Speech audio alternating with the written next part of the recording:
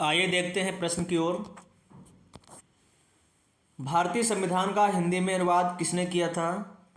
और इसके साथ ही और भी प्रश्न हैं जो हमारी परीक्षा की दृष्टि से बहुत ही महत्वपूर्ण हैं और लगभग हर परीक्षाओं में इनसे संबंधित प्रश्न पूछे जाते हैं। जैसे कि हमारे मूल अधिकार में हमारे मूल अधिकार किस देश से लिए गए हैं, किस देश के संविधान से, संविधान दिवस कब और क्यों मनाया जाता है, हमारा जो मूल संविधान में कितने मूल अधिकार थे और अब कितने अधिकार हैं, हम मौलिक अधिकार संविधान के किस भाग और अनुच्छेद में हैं, अल्पसंख्यक वर्गों के लिए कौन सा अनुच्छेद महत्वपूर्ण है, किस मूल अधिकार को कब हटा दिया गया, डॉक्टर भीमराव अम्बेडकर ने किस अनुच्छेद को संविधान की आत्मा कहा है, मौलिक अधिकारों का निलंबन कौन कर सकता है और कब कर सकता है, जो हमारे मौलिक अधिकार हैं उनका निलंबन कौन कर सकता है और कब कर सकता है, उपाधियों का अंत किस अनुच्छेद में है, प्रेस की स्वतंत्रता किस अनुच्छेद में दी गई है, संविधान के किस भाग को भारत का मैग्ना कार्टा यानी अधिकार पत्र कहा गया है,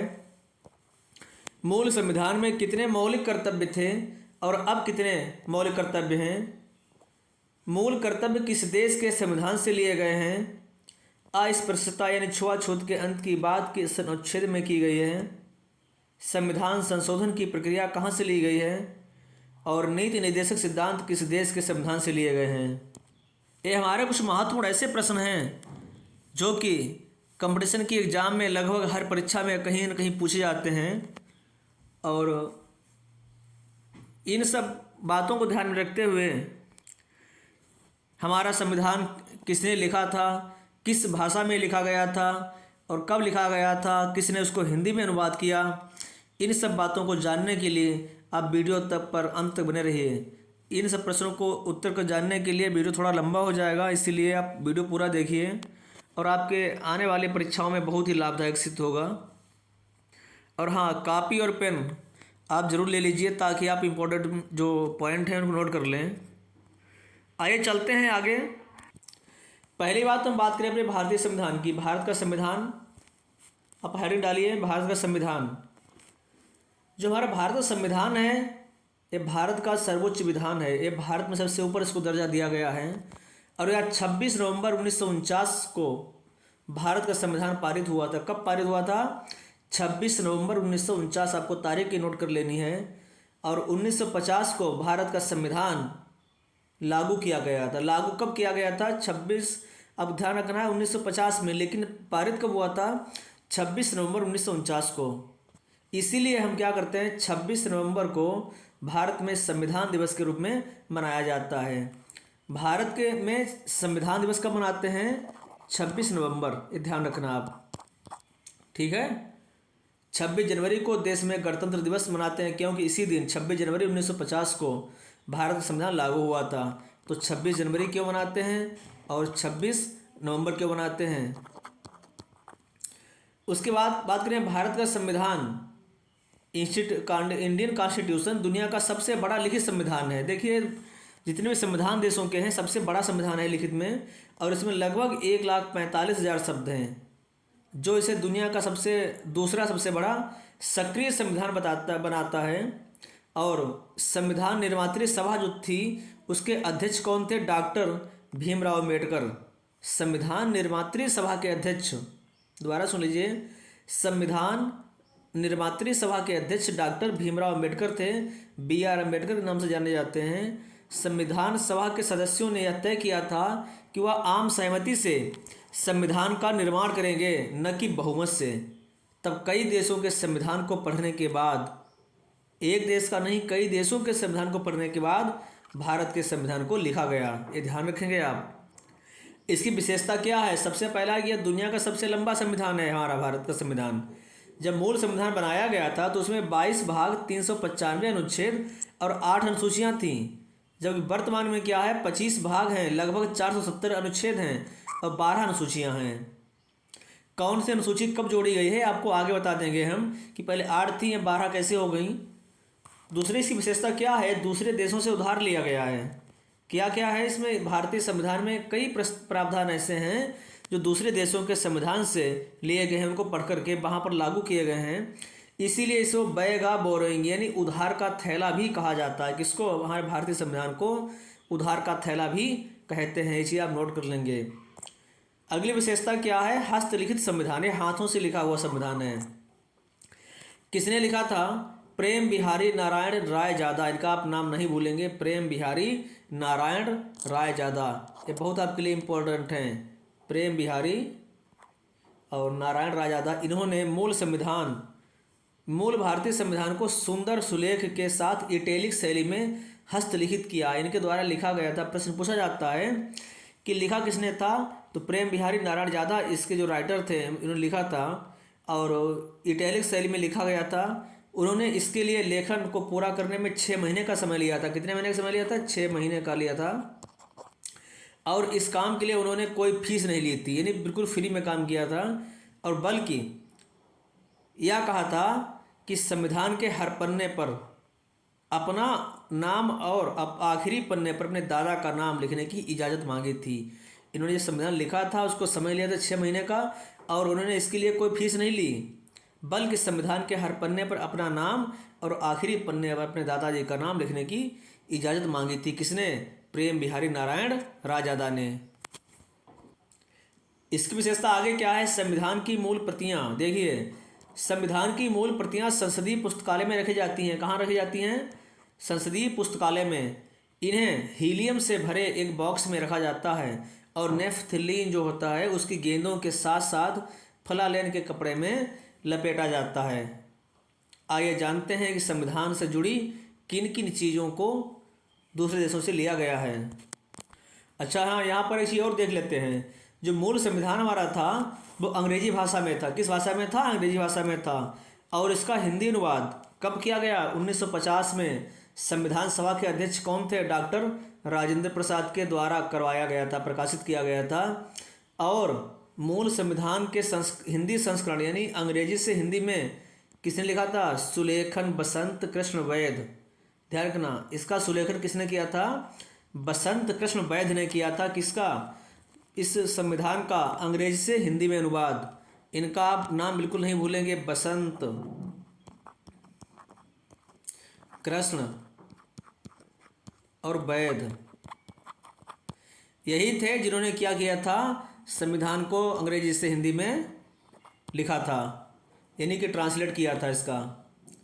इसकी विशेषता और क्या बात करें आगे कि भारतीय महिलाओं को वोट देने का अधिकार। बता दें आपको कि संविधान लागू होने से पहले भारतीय महिलाओं को मतदान का अधिकार प्राप्त नहीं था, और जब भारतीय संविधान लागू हुआ, भारतीय संविधान के लागू होने के बाद ही भारतीय महिलाओं को मतदान का अधिकार प्राप्त हुआ।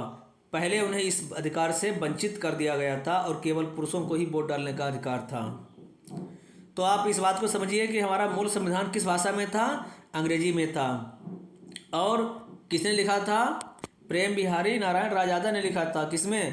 अंग्रेजी में। और इसका हिंदी संस्करण किसने किया था? बसंत कृष्ण वैद ने किया था। कब किया गया था? 1950 में। किसकी अध्यक्षता में? संविधान सभा के जो अध्यक्ष थे डॉक्टर राजेंद्र प्रसाद, इनके द्वारा इसको प्रकाशित किया गया था। और इसकी विशेषता आप देख चुके हैं। अब आते हैं, देखिए कि किन किन देशों से क्या क्या चीज़ ली गई है, एक नज़र डाल लेते हैं, उसके बाद आगे बढ़ते हैं हम। संयुक्त राज्य अमेरिका, अमेरिका से क्या लिया गया हमारे संविधान में? मौलिक अधिकार हमारे कहाँ से लिए गए हैं?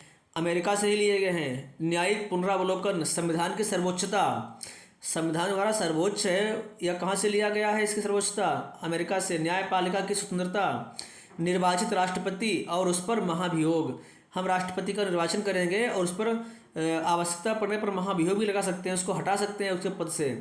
उपराष्ट्रपति, उच्चतम एवं उच्च न्यायालयों के न्यायाधीशों को हटाने की विधि, यानी कि जो सुप्रीम कोर्ट हैं और हाई कोर्ट है, इनके जजों को हटाने की भी प्रक्रिया ली गई है। कहाँ से? अमेरिका से। विधि एवं वित्तीय आपात, न्यायपालिका की स्वतंत्रता को संयुक्त राज्य अमेरिका से लिया गया है। इसको आप नोट कर लेंगे वीडियो रोक करके। ब्रिटेन से क्या लिया गया है? भारत के संविधान में ब्रिटेन से संसदात्मक शासन प्रणाली, एकल नागरिकता। पूछा जाता है प्रश्न है कि एकल नागरिकता कहाँ से ली गई है?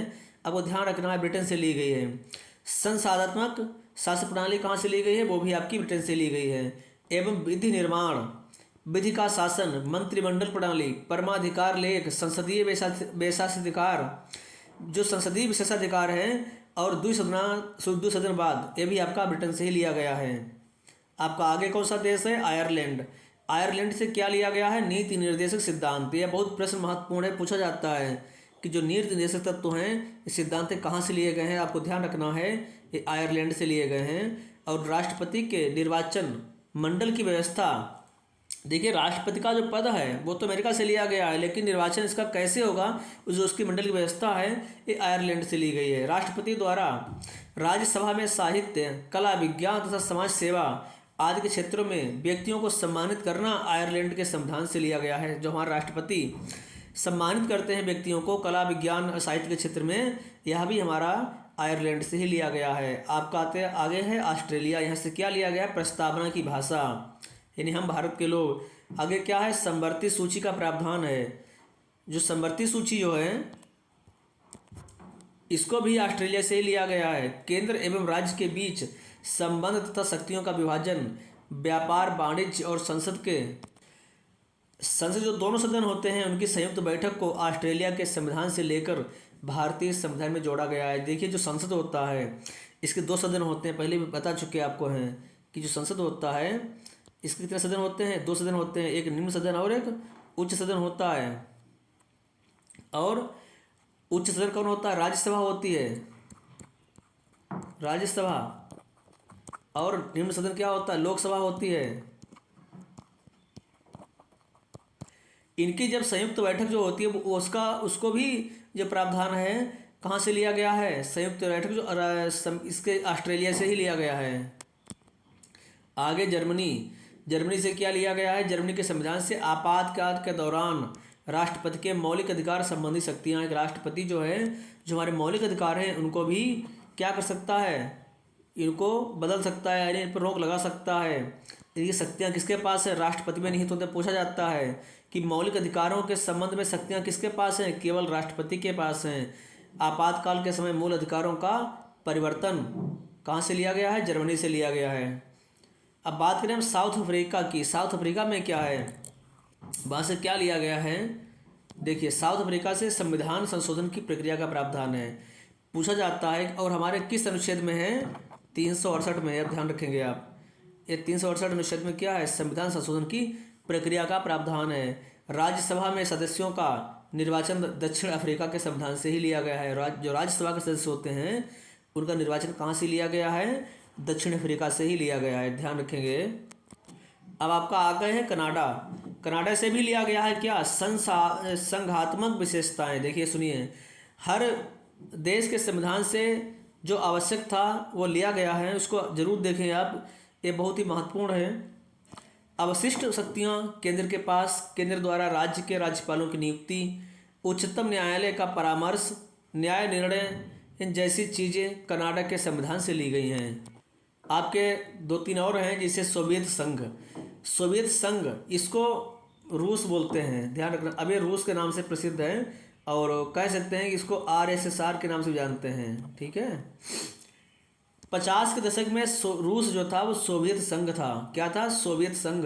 1991 में सोवियत संघ कई राष्ट्रों में टूट गया। मौलिक कर्तव्य जो हमारे हैं, जो 11 मौलिक कर्तव्य हैं, उनका प्रावधान भी, यानी कह सकते हैं कि मूल कर्तव्यों का प्रावधान भी कहाँ से लिया गया है? सोवियत संघ से लिया गया है। और आपको सोवियत संघ परीक्षा में अगर पेपर में ना दिया हो, रूस दिया हो, तो उसको भी आप सही कर लेंगे। अगर रूस ना दिया हो, RSSR दिया हो, उसको भी आप सही कर लेंगे। इसमें से कुछ भी दिया हो, चाहे सोवियत संघ हो या रूस हो या फिर RSSR दिया हो, हमारे जो मौलिक कर्तव्य हैं वो यहीं से लिए गए हैं, ध्यान रखना। प्रस्तावना में न्याय, सामाजिक, आर्थिक और राजनीतिक का आदर्श भी सोवियत संघ से ही लिया गया है। आगे बात करते हैं जापान की। विधि द्वारा स्थापित प्रक्रिया को कहाँ से लिया गया है? जापान से लिया गया है। फ्रांस से भी लिया गया है। क्या? गणतंत्रात्मक और प्रस्तावना में स्वतंत्रता, समता, बद्धता के आदर्श सिद्धांत कहाँ से लिए गए हैं? हमारे फ्रांस से लिए गए हैं। तो इतनी चीज़ें हमारे फ्रांस से ली गई हैं। चलिए अब बात करते हैं आगे मौलिक अधिकार की। देखिए वीडियो काफ़ी लंबा हो जाएगा, इसलिए आप पूरा वीडियो देखें और बहुत सी चीज़ें आपको क्लियर हो जाएंगी, इसलिए जो है आप अंत तक बने रहें। और इस वीडियो में आपके सैकड़ों से ज़्यादा क्वेश्चन जो है तैयार हो जाएंगे, जो आगामी परीक्षाओं के लिए बहुत ही लाभदायक सिद्ध होंगे। मौलिक अधिकार की बात करें तो सबसे पहले इन्हें संयुक्त राज्य अमेरिका के संविधान से लिया गया है। इसको पहले बता चुके हैं आपको कि हमारे जो मौलिक अधिकार कहाँ से लिए गए हैं, संयुक्त राज्य अमेरिका से लिए गए हैं। और इनका उल्लेख कहाँ है, भारत के जो संविधान के भाग 3 के अनुच्छेद 12 से 35 में है। पूछा जाता है कि मौलिक अधिकार किस भाग में है, तो भाग 3 के अनुच्छेद 12 से 35 में है। और इसीलिए भारत के संविधान के भाग 3 को भारत का अधिकार पत्र यानी मैग्ना कार्टा कहा जाता है। किसको? मौलिक अधिकार के लिए भारत के संविधान के भाग 3 को।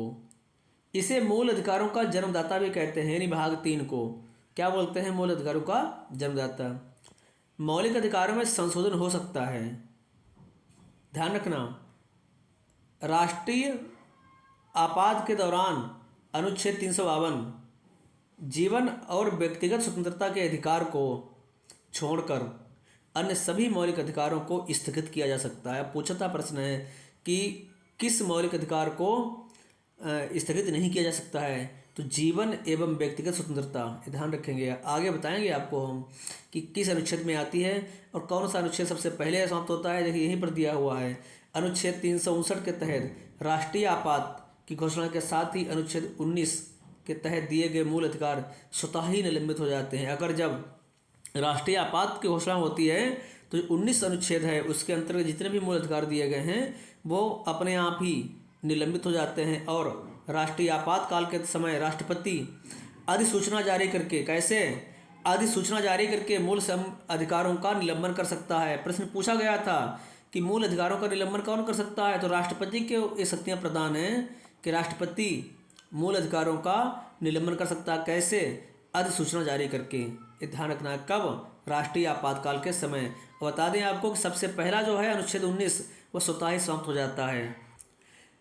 आगे आप नोट कर लेंगे कि मूल अधिकारों के संबंध में कानून बनाने की शक्ति संसद को दी गई है, न कि विधानसभा को। कोई भी अगर इस संबंध में कानून बनाया जाता है तो हमारा संसद में ही बनाया जाएगा, न कि विधानसभा। पता है आपको संसद हमारा कहाँ है? संसद भवन दिल्ली में है। वहाँ पर 2 सदन होते हैं, लोकसभा और राज्यसभा। और विधानसभा हर राज्य में होता है। आगे क्या है? मूल संविधान में 7 मौलिक अधिकार थे। सबसे पहले हमारे 7 मौलिक अधिकार किसमें थे? मूल संविधान में। लेकिन क्या हुआ है, 44वें संविधान संशोधन 1978 हुआ था। कब हुआ था? 44वां संविधान संशोधन 1978 हुआ था। और इसमें संपत्ति का जो अधिकार था, हमारा मूल अधिकार था, जो अनुच्छेद 31 में और 19(1) में इसका वर्णन था, उसको मौलिक अधिकार की सूची से हटा दिया गया। किसको? संपत्ति का अधिकार। पूछा जाता है कौन सा हमारा मौलिक अधिकार नहीं है, तो पता है आपको कि अनुच्छेद 31 और 19(1) से मौलिक अधिकार की सूची से किसको हटाया गया? संपत्ति के अधिकार को। और इसको क्या किया गया? 301(a) भाग 12 में कहाँ जोड़ दिया गया? इसको 301(a) भाग 12 के अंतर्गत कानूनी अधिकार के रूप में रखा गया है। बता दें आपको कि मूल संविधान की मांग सबसे पहले कहाँ हुई थी, तो 1931 ईस्वी में कराची में अधिवेशन हुआ था कांग्रेस का। उसके अध्यक्ष कौन थे? सरदार वल्लभ भाई पटेल थे। और इन्होंने कांग्रेस जो घोषणा पत्र था उसमें मूल अधिकारों की मांग की थी। और मूल अधिकारों का जो प्रारूप था वो जवाहरलाल नेहरू ने बनाया था, ध्यान रखेंगे आप। अब बात करें हमारे 6 मौलिक अधिकार हैं तो कौन कौन से हैं? हमारे 6 मौलिक अधिकार हैं। पहला है समता समानता का अधिकार, अनुच्छेद 14 से 18 में इसका वर्णन है। दूसरा है स्वतंत्रता का अधिकार, अनुच्छेद 19 से 22 तक है। आगे तीसरा है शोषण के विरुद्ध अधिकार, अनुच्छेद 23 से 24 तक है। चौथा है धार्मिक स्वतंत्रता का अधिकार, अनुच्छेद 25 से 28 तक है। पांचवा है संस्कृति और शिक्षा संबंधी अधिकार, अनुच्छेद 29 से 30 तक है। और छठा आपका संवैधानिक उपचारों का अधिकार, अनुच्छेद 32 है। ये तो आपको पहले से पता होंगे, इनके बारे में थोड़ा विस्तार से हम आगे जानेंगे कौन से अनुच्छेद में क्या क्या हमें मौलिक अधिकार दिए गए हैं। तो देखिए वीडियो लंबा होने पर आप चिंता नहीं करेंगे, आप बने रहें वीडियो पर और आप पूरा वीडियो देखिए ताकि आपको बहुत कुछ इसमें सीखने को मिलेगा। बहुत से आपके प्रश्न भी तैयार होंगे आप जब भी परीक्षा की तैयारी कर रहे हैं। आगे चलते हैं। सबसे पहले हम क्या देखते हैं? समता या समानता का अधिकार। पता है आपको 14 से 18 में, किसमें है? 14 से, इसका 18 से अनुच्छेद में वर्णन है। पहला 14 में है क्या? विधि के समक्ष समता। अब दोबारा सुनिए, अनुच्छेद 14 में क्या है? विधि के समक्ष समता। इसको नोट करेंगे आप। ये जो आपका ब्लू में यानी नीले में लिखा हुआ है इसको भले ही आप नोट ना करें, लेकिन जो रेड में लिखा हुआ है इसको आप जरूर नोट कर लेंगे। ये महत्वपूर्ण आपके लिए है। आप क्या डालेंगे हेडिंग, अनुच्छेद 14, उसके आगे लिखेंगे विधि के समक्ष समता। बाकी समझ लीजिए नीले वाले को कि इसका अर्थ यह है कि राज्य सभी व्यक्तियों के लिए एक समान कानून बनाएगी और उन पर एक समान कानून लागू करेगा। अगला है अनुच्छेद 15, धर्म, नस्ल, जाति, लिंग या जन्म के आधार पर भेदभाव का निषेध। आपको ये फिर नोट कर लेना। देखिए है आपको द्वारा बताते हैं जो ब्लू में लिखा हुआ नीले में, ये भले आप नोट न करें लेकिन रेड वाला सारा नोट कर लेंगे क्योंकि आपके लिए बहुत ही जरूरी है। इसमें क्या है अनुच्छेद 15 में कि राज्य के द्वारा धर्म, मूल, वंश, जाति, लिंग एवं स्थान, जन्म स्थान आदि के आधार पर नागरिकों के प्रति जीवन के किसी भी क्षेत्र में भेदभाव नहीं किया जाएगा। ऐसा नहीं है कि तुम किसी और धर्म के हो तुम्हें ये अधिकार नहीं मिलेगा, नस्ल या जाति, लिंग, ऐसा कुछ भी नहीं है। हर व्यक्ति को उसको जो भी उस क्षेत्र में है सबको अधिकार मिलेगा, कोई भेदभाव नहीं किया जाएगा। उसके बाद क्या है अनुच्छेद 16, लोक नियोजन के विषय में अवसर की समानता। अगर देखिए इसमें क्या है कि जो भी कोई पद का नियोजन होता है, नियुक्ति होती है, ये जिसे बोलते हैं वैकेंसी से संबंधित, तो उसमें भी सभी नागरिकों के लिए सामान्य जो कि अवसर होगा, लेकिन अनुसूचित जाति, अनुसूचित जनजाति और अन्य पिछड़ा वर्ग, इनके लिए कुछ विशेष प्रावधान किया गया है। 17 में क्या है अनुच्छेद 17, अस्पृश्यता का अंत आपके लिए बहुत ही महत्वपूर्ण है कि छुआछूत से संबंधित है। कौन सा? अनुच्छेद 17। क्या है इसमें कि अर्थात अस्पृश्यता के उन्मूलन के लिए इसे दंडनीय अपराध घोषित किया गया है। अगर कोई व्यक्ति इस तरह से व्यवहार करता है तो हमारे संविधान में उसके लिए दंड का प्रावधान किया गया है। अनुच्छेद 18 में क्या है? उपाधियों का अंत है। जैसे कि पहले लोग अपने नाम के आगे कुछ भी लगा लेते थे, अपने खानदानी नाम जो उनका है उपाधि, तो ऐसा बंद कर दिया गया है। लेकिन हाँ, सेना या विधा संबंधी सम्मान के सिवाय अन्य कोई भी उपाधि राज्य द्वारा प्रदान नहीं की जाएगी। भारत का कोई भी नागरिक किसी अन्य देश से बिना राष्ट्रपति की आज्ञा के कोई भी उपाधि स्वीकार नहीं कर सकता। ऐसा भी नहीं है कि आप किसी अन्य देश ने आपको कोई सम्मान, कोई उपाधि दी है तो उसको स्वीकार कर लें, उसमें भी आपको राष्ट्रपति की आदेश की अनुमति की आवश्यकता होती है।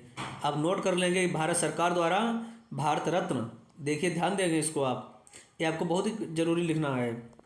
भारत सरकार द्वारा क्या है? भारत रत्न, पद्म विभूषण, पद्म भूषण, पद्म श्री और सेना द्वारा परमवीर चक्र, महावीर चक्र, वीर चक्र आदि पुरस्कार अनुच्छेद 18 के तहत ही दिए जाते हैं। अगर किसी को दिया जाता है तो अनुच्छेद 18 के तहत दिए जाते हैं, क्योंकि सेना और विधा संबंधी इसको सम्मान मिल सकता है और उसकी उपाधि धारण कर सकता है। दूसरा आपका है स्वतंत्रता का अधिकार। अनुच्छेद 19 मूल संविधान में 7 की तरह, अब ध्यान सुनिए, जो हमारा मूल संविधान है इसमें क्या था? 7 तरह की, ध्यान रखना, हमारे मूल संविधान में 7 तरह की स्वतंत्रता का उल्लेख था, लेकिन अब सिर्फ 6 ही हैं। क्योंकि पता है आपको कि अनुच्छेद 19F यानी संपत्ति का अधिकार, इसको क्या किया गया था? 44वां संविधान संशोधन 1978। इसको आप दोबारा सुन लीजिए, पहले बता चुके हैं आपको। अगर पूछा जाता है कि 44वां संविधान संशोधन कब हुआ था? 1978 में हुआ था। संपत्ति के अधिकार को कब हटाया गया था? 1978 में हटाया गया था। किस संविधान संशोधन के अंतर्गत? 44वें संविधान संशोधन के अंतर्गत।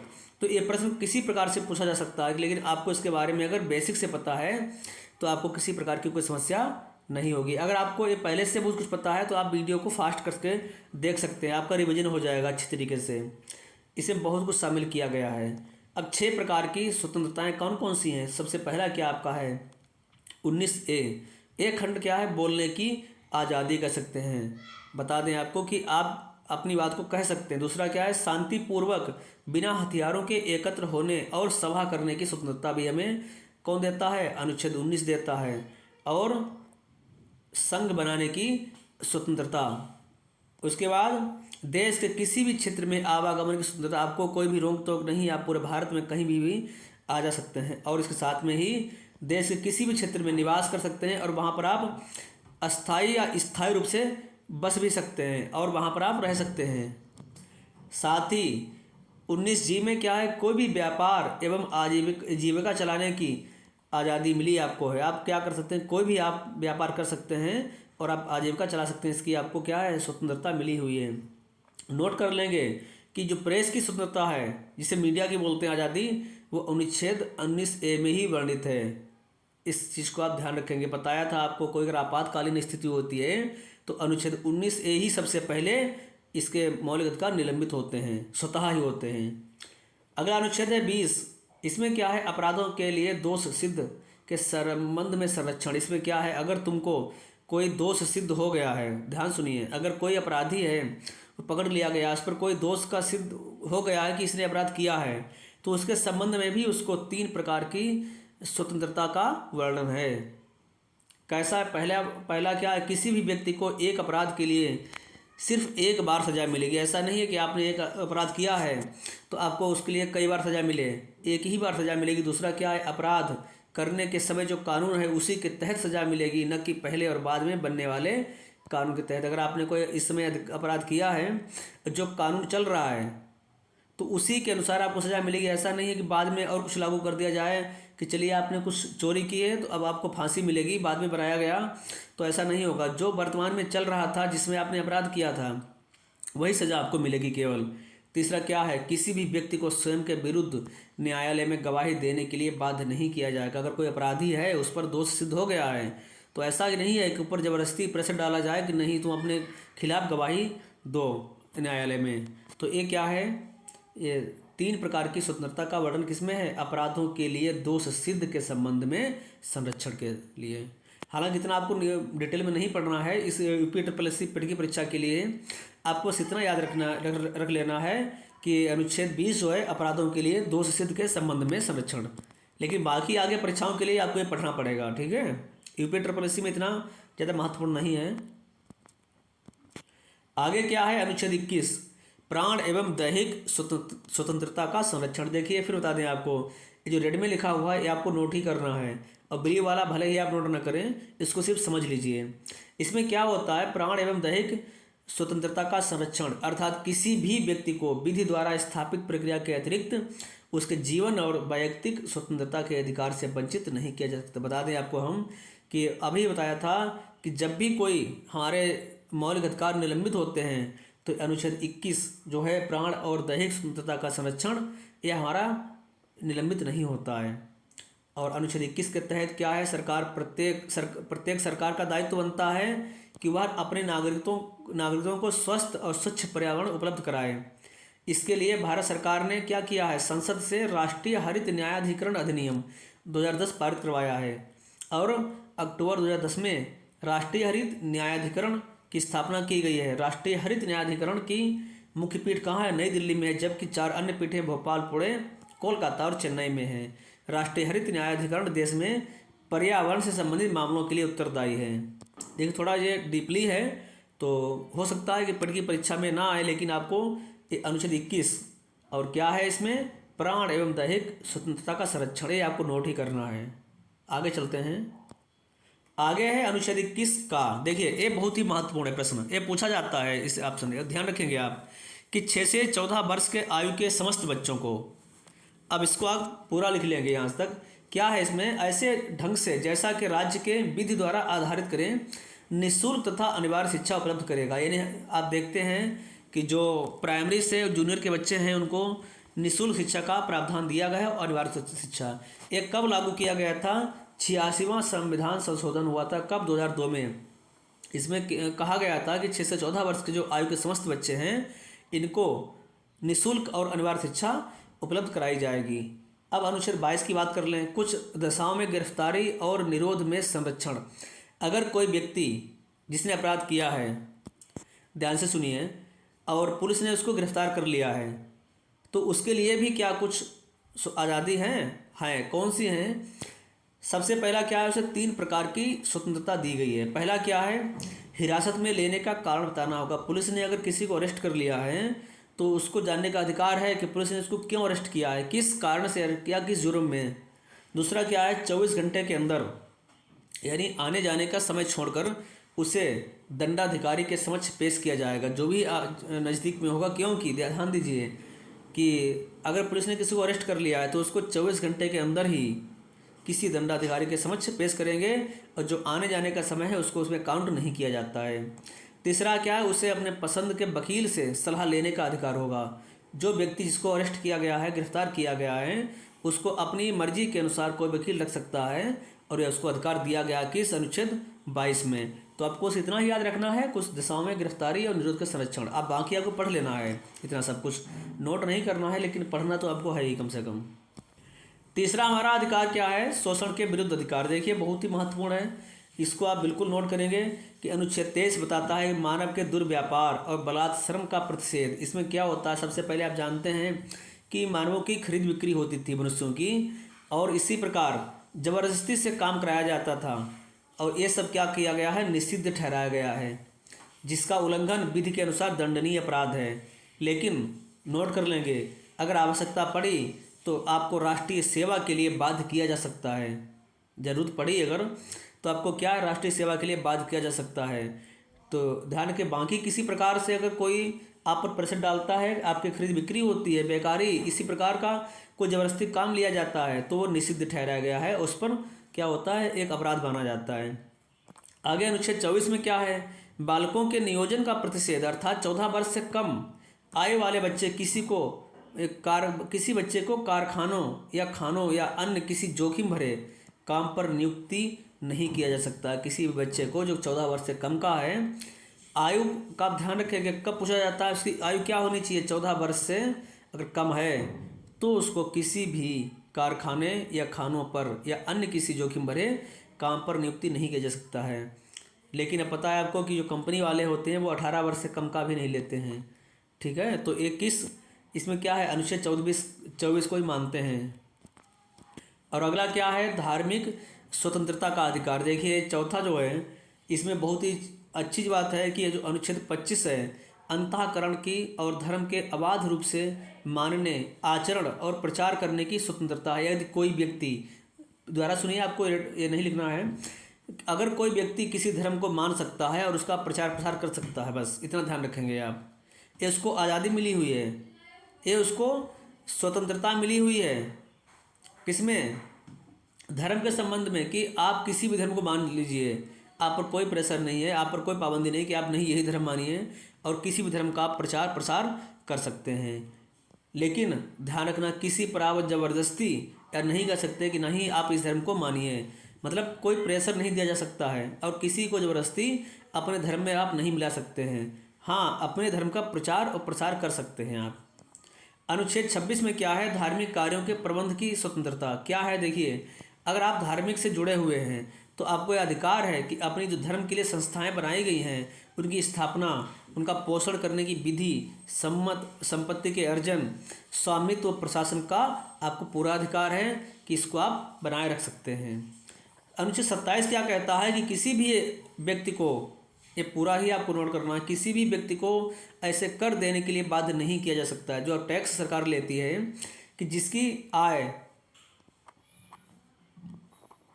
ये क्या है? आय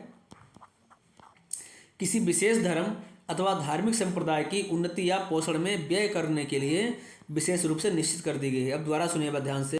अगर किसी व्यक्ति ने अपनी आय को दान कर दिया है किसी धर्म या संस्था के नाम से, तो फिर उस पर आप टैक्स यानी कर लेने के लिए उसको बाध्य नहीं कर सकते हैं कि वो आपको कर दे, ऐसा कुछ आप नहीं कर सकते हैं। ध्यान रखें इस चीज़ को।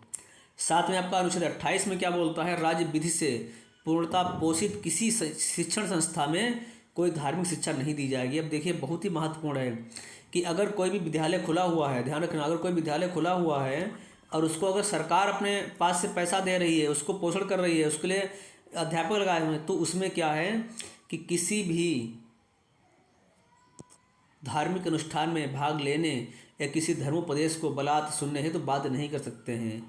तो इसमें क्या है कि कोई भी धार्मिक शिक्षा नहीं दी जाएगी किस विद्यालय में? जो कि राज्य विधि से पूर्णता पोषित हो। ठीक है, ये आप रेड वाले को अवश्य नोट कर लेंगे। हमारा 5वां मौलिक अधिकार क्या है? संस्कृति एवं शिक्षा संबंधी अधिकार। देखिए जो अनुच्छेद 29 है, ये पूछा जाता है कि अल्पसंख्यक वर्गों के हितों का संरक्षण करता है कि अल्पसंख्यकों से संबंधित महत्वपूर्ण अनुच्छेद कौन सा है? तो 29 है, आपको ध्यान रखना है। अनुच्छेद 29 क्या है? अल्पसंख्यकों के संबंध में है। कौन कौन अल्पसंख्यक होते हैं ये आपको आगे बताएंगे हम। फिलहाल इतना देखिए, इसमें देखिए क्या है कि अर्थात कोई भी अल्पसंख्यक वर्ग अपनी भाषा, लिपि और संस्कृति को सुरक्षित रख सकता है। केवल भाषा, जाति, धर्म और संस्कृति के आधार पर उसे किसी भी सरकारी शैक्षिक संस्था में प्रवेश से नहीं रोका जा सकता। ऐसा नहीं है कि आप उस धर्म के हो, आप उस जाति के हो, आप उस भाषा के जानने वाले हो इसलिए आपको प्रवेश नहीं दिया जाएगा, ऐसा कुछ भी नहीं है। किसी भी भाषा का व्यक्ति, किसी भी धर्म का व्यक्ति, किसी जाति का व्यक्ति किसी भी सरकारी शैक्षिक संस्था में प्रवेश पा सकता है। अब कौन कौन से ऐसे वर्ग हैं जिनको हम अल्पसंख्यक बोलते हैं? 6 समुदाय हैं। कौन कितने हैं? 6 समुदाय ऐसे हैं। कौन है? मुस्लिम, पारसी, ईसाई, सिख, बौद्ध और जैन को अल्पसंख्यक वर्ग का दर्जा प्रदान किया गया है। ध्यान रखेंगे आप कि अल्पसंख्यक समुदाय के विकास को समुचित आधार प्रदान करने के लिए सन 2005 में तत्कालीन जो केंद्र सरकार के द्वारा प्रधानमंत्री का 15 सूत्रीय कार्यक्रम किसके लिए है? अल्पसंख्यकों के समुदाय के विकास के लिए है। कौन सा? 15 सूत्रीय कार्यक्रम, इसको नोट कर लेंगे आप। ये प्रारंभ किया गया, कब प्रारंभ किया गया? 2005 में। कौन सा कार्यक्रम? 15 सूत्रीय कार्यक्रम, और किसके द्वारा? केंद्र सरकार के द्वारा। ठीक है।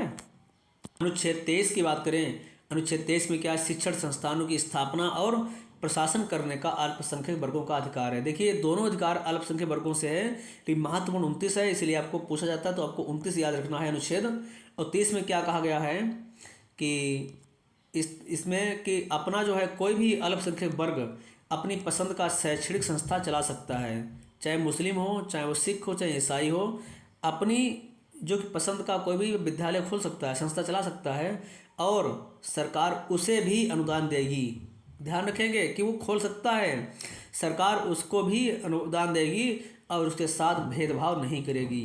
ऐसा नहीं है कि सरकार बाकी सबको अनुदान दे रही है और उस अल्पसंख्यक वर्ग के लिए जो संस्था चल रही है उसको अनुदान न दें, ऐसा नहीं है। तो इसलिए 29 और 30 ये आपके बहुत ही महत्वपूर्ण है। किसके लिए? अल्पसंख्यक वर्गों के लिए, अल्पसंख्यक वर्गों के लिए, ये ध्यान रखेंगे आप। और छठा हमारा क्या है? संवैधानिक उपचारों का अधिकार, बहुत ही महत्वपूर्ण आपका है अनुच्छेद 32, इसको आप बिल्कुल नहीं भूलेंगे। इसमें क्या है कि इसी को डॉक्टर भीमराव अम्बेडकर ने संवैधानिक उपचारों के अधिकार को क्या कहा है? संविधान की आत्मा कहा है। देखिए वैसे प्रश्न पूछा जाए संविधान की आत्मा किसे कहा जाता है तो आप बताएंगे प्रस्तावना को कहा जाता है। ध्यान रखना, प्रस्तावना को क्या कहते हैं? संविधान की आत्मा कहते हैं। लेकिन जहाँ पर नाम लगा हो डॉक्टर भीमराव अम्बेडकर जी का तो आप जान जाएंगे वहाँ पर संविधान की आत्मा संवैधानिक उपचारों का अधिकार अनुच्छेद 32 को कहा गया है। आप वैसे तो प्रस्तावना लगाएंगे, लेकिन जब नाम दिया होता है तो क्या करना आपको है? संविधान की आत्मा के संबंध में संवैधानिक उपचारों का अधिकार, इसको नहीं भूलेंगे आप। आगे देखिए अनुच्छेद 32 में क्या है आपका? इसके अंतर्गत मौलिक अधिकारों को प्रवर्तित कराने के लिए समुचित कार्रवाइयों द्वारा उच्चतम न्यायालय में आवेदन करने का अधिकार प्राप्त किया गया। अगर आपके जो मौलिक अधिकार हैं कोई इनका हनन करता है और आपको मौलिक अधिकार नहीं दिए जाते हैं तो आप क्या करेंगे? तो इसके लिए आपका सर्वोच्च न्यायालय बना है। क्या बना है? हाँ, सुप्रीम कोर्ट बना है। और वहाँ पर वो 5 तरह के समादेश किसको? सुप्रीम कोर्ट को निकालने की शक्ति प्रदान की गई है। 5 प्रकार की रिट, इसको रिट बोलते हैं। देखिए आपका कोई मौलिक अधिकार है, इसका हनन हो रहा है, आपको वहाँ पर नहीं मिल रहा है उसका जो अधिकार है, तो आप क्या कर सकते हैं? सुप्रीम कोर्ट को यहाँ पर उसको आदेश दिया गया है कि वह आपके लिए 5 तरह के समादेश जारी करे। कौन सा? बंदी प्रत्यक्षीकरण, परमादेश, प्रतिषेध लेख, उत्प्रेषण और अधिकार परीक्षा। ये प्रश्न थोड़ा डीपली है लेकिन आपको पढ़ना है बस, और चाहें तो इसको नोट भी कर लें समय के अनुसार, लेकिन या इतना डीपली नहीं पूछा जाएगा। लेकिन यहाँ पूछा जा सकता है कि कौन सी रिट नहीं है या कौन सी है। तो ये 5 प्रकार की रिट कौन जारी करता है? सुप्रीम कोर्ट जारी करता है, सर्वोच्च न्यायालय जारी करता है, इसको आप नहीं भूलेंगे। अब ध्यान दीजिए, ये बंदी प्रत्यक्षीकरण, परमादेश, प्रतिषेध लेख और उत्प्रेषण, अधिकार परीक्षा लेख, इन ये हैं क्या? इनको एक नज़र डाल लेते हैं, लेकिन ये आपके लिए महत्वपूर्ण नहीं है ज़्यादा, आपको इनका बस नाम ही याद रखना है। 5 प्रकार की। वीडियो लंबा हो जाएगा, फिर आगे चलते हैं। अब बात कर लेते हैं अपने मौलिक कर्तव्यों की। देखिए मौलिक अधिकारों की बात कर चुके हैं जो अमेरिका से लिए गए हैं, संविधान के भाग 3 और अनुच्छेद 12 से 35 में दिए हैं। अब बात कर ले हैं मौलिक कर्तव्य की। जो मौलिक कर्तव्य हमारे हैं ये कौन है, कब जोड़े गए हैं? देखिए सबसे पहले आप नाम याद रखेंगे, सरदार स्वर्ण सिंह समिति की अनुशंसा पर कब? 42वें संविधान संशोधन। देखिए आपको याद रखना है 44वां संविधान संशोधन 1978 और 42वां 1976 के द्वारा क्या हुआ था, मौलिक कर्तव्यों को संविधान में जोड़ा गया था। बता दें आपको कि जब हमारा मूल संविधान था, इसमें कोई भी मूल कर्तव्य हमारे नहीं थे। ध्यान रखना, मूल कर्तव्य हमारे नहीं थे, 0 थे, ठीक है। लेकिन हमारा क्या हुआ कि जब 1976 की बात की जाए, 42वां संविधान संशोधन, तो सरदार स्वर्ण सिंह समिति की अनुशंसा पर और इसमें मौलिक कर्तव्य जोड़े गए। कितने जोड़े गए थे? 10 मौलिक कर्तव्य जोड़े गए थे पहले। और लिया इसे कहाँ से था? रूस के संविधान से लिया था। दोबारा ध्यान रखिए, रूस के संविधान। कैसे पूछा जाता है? RSS और सोवियत संघ, ये कैसे भी आपको दिया हुआ है, आपको बस यही याद रखना है कि रूस ही दिया हुआ है, चाहे सोवियत संघ दिया हुआ हो और RSS दिया हुआ। अगर परीक्षा के ऑप्शन में रूस नहीं दिया है, सोवियत संघ दिया हुआ है, उसको आप सही मानेंगे। सोवियत संघ भी नहीं दिया हुआ है, RSS दिया, उसको भी आप सही मानेंगे, ठीक है। तो इस तरीके से आप ध्यान रखिए। हमारे कितने मौलिक कर्तव्य पहले बताए गए थे? 10 बताए गए थे। कब? 1976 की बात है। और उसमें पहला कौन सा था? प्रत्येक नागरिक का यह कर्तव्य होगा कि वह संविधान का पालन करे और उसके आदर्श संस्थाओं, राष्ट्रध्वज और राष्ट्रगान का आदर करे। ये क्या किया गया था? पहला हमारा मौलिक कर्तव्य है। दूसरा है, स्वतंत्रता के लिए हमारे राष्ट्रीय आंदोलन को प्रेरित करने वाले कुछ आदर्शों को हृदय में संजोए रखें और उनका पालन करें। भारत की प्रभुता, एकता, अखंडता की रक्षा करें और उसे अक्षुण्ण रखें। देश की रक्षा करें। भारत के सभी लोगों में समरसता और समान क्या है? इस समान है, समान भ्रातृत्व की भावना का निर्माण करें। हमारी सामाजिक संस्कृति की गौरवशाली परंपरा का महत्व समझे और उसका परिरक्षण करें। प्राकृतिक पर्यावरण की रक्षा और उसका संवर्धन, वैज्ञानिक दृष्टिकोण और ज्ञान अर्जन की भावना का विकास करें। आपको केवल ये पढ़ लेना है, आपको वहाँ की याद नहीं करना, इतने हैं सारे, लेकिन एक नज़र डाल लेते हैं। और क्या है? सार्वजनिक संपत्ति को सुरक्षित रखें। व्यक्तिगत एवं सामूहिक गतिविधियों के सभी क्षेत्रों में उत्कर्ष की ओर बढ़ने का सतत प्रयास करें। अब बता दें आपको महत्वपूर्ण क्या है, आपको नोट क्या करना है कि 86वें संविधान संशोधन 2002 के द्वारा 11वां मौलिक कर्तव्य भी जोड़ा गया था। ये चीज़ आपको ध्यान रखनी। पूछा जाता है कि 11वां मौलिक कर्तव्य हमारा कब जोड़ा गया था, और इसका नाम पूछ लिया जाता है कि यह माता पिता या संरक्षक के द्वारा 6 से 14 वर्ष के बच्चों हेतु प्राथमिक शिक्षा प्रदान करना, यह उनका कर्तव्य है। किसका? माता पिता या संरक्षक का। तो इस प्रकार ये आपके मौलिक कर्तव्य थे। इस वीडियो में हमने आपको बहुत सी चीज़ें क्लियर करवाई हैं। अगर आपने वीडियो पूरा देखा है तो आपके सैकड़ों से ज़्यादा प्रश्न तैयार हो रहे हैं। तो हमें उम्मीद है कि आपने वीडियो पूरा देखा होगा। और हाँ, आपको वीडियो अगर अच्छा लगा है तो इसको लाइक कर दीजिए और अपने दोस्तों के साथ शेयर ज़रूर कर दें। और अगर आप हमारे चैनल पर नए हैं तो इसको सब्सक्राइब कर लें। और हाँ, जो बेल आइकन होता है वहाँ पर नोटिफिकेशन को ऑल कर लें, क्योंकि जो भी वीडियो आपको आगे आएगी आपको मिल जाएगी। और हमें उम्मीद है कि आपने इसमें बहुत कुछ सीखा होगा। फिर मिलते हैं अगली वीडियो के साथ। तब तक के लिए जय हिंद, जय भारत, धन्यवाद।